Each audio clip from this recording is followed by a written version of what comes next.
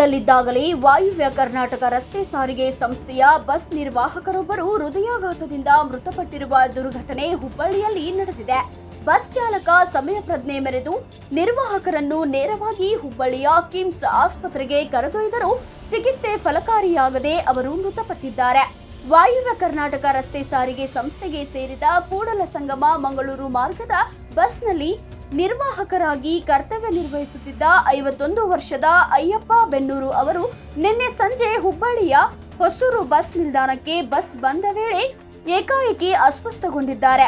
ಹೃದಯಾಘಾತದ ಲಕ್ಷಣಗಳು ಕಾಣಿಸಿಕೊಂಡ ತಕ್ಷಣ ಬಸ್ ಚಾಲಕ ಸಮಯ ಪ್ರಜ್ಞೆ ಮೆರೆದು ಬಸ್ ಅನ್ನು ನೇರವಾಗಿ ಹುಬ್ಬಳ್ಳಿಯ ಕಿಮ್ಸ್ ಆಸ್ಪತ್ರೆಗೆ ಕೊಂಡೊಯ್ದು ಚಿಕಿತ್ಸೆ ಕೊಡಿಸಲು ಮುಂದಾಗಿದ್ದಾರೆ. ವೈದ್ಯರು ಚಿಕಿತ್ಸೆ ನೀಡಿದರೂ ಅಯ್ಯಪ್ಪ ಬೆನ್ನೂರು ಅವರನ್ನು ಉಳಿಸಲು ಸಾಧ್ಯವಾಗಲಿಲ್ಲ.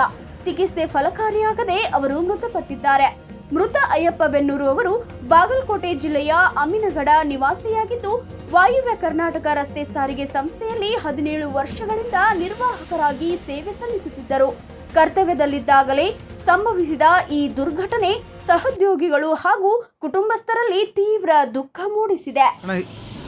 ಏನಿಲ್ಲದೆ ನಿನ್ನೆ ನಮ್ಮ ಅಪ್ಪ ಕೂಲ್ಸಮ್ಮ ಮಂಗಳೂರು ಡ್ಯೂಟಿಗೆ ಹೋಗಿದ್ರಿ.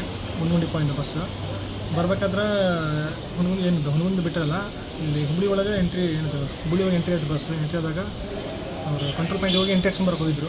ಹೋಗಿ ಬರಬೇಕಾದ್ರೆ ಅವರು ಪೂರ್ತಿ ಏನೋ ಮುಚ್ಚತಕ್ಕ ಬಿದ್ದಿದ್ದಾರೆ.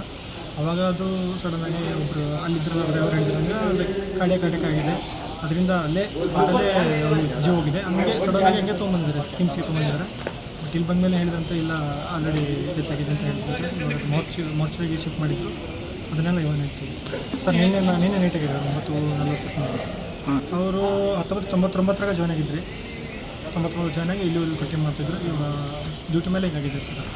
ಮನೆ ಅಮ್ಮಿನಗಡ ಸರ್, ಬಾಗಲಕೋಟೆ ಜಿಲ್ಲಾ ಹುಣಗುಂಡಿ. ಎಲ್ಲಿಂದ ಇದು ಹುಣಗುಂಡಿ ಪದ್ರಿ ಬಾಗಲಕೋಟೆ ಘಟಕದ್ದು ಕೂಲ್ಸ ಮಂಗಳೂರು ಅಂತ. ಹುಣಗುಂಡಿ ಪಾಯಿಂಟ್ ಮಂಗಳೂರು ಹೋಗ್ತಿದ್ವಿ. ಹಾಂ, ಅಮ್ಮಿನಗಡಿಂದ ನಾವು ಇಲ್ಲಿ ಬಂದ್ವಿ. ನಿನ್ನೆ ನೈಟ್ ಬಂದ್ವಿ. ಸುದ್ದಿ ತಿಳಿದ ತಕ್ಷಣ ನಾವು ನಮ್ಮ ಮನೆಯವರು ಎಲ್ಲರೂ ನಮ್ಮ ಫ್ಯಾಮಿಲಿ ಕರ್ಕೊಂಡು ಬಂದಿದ್ವಿ.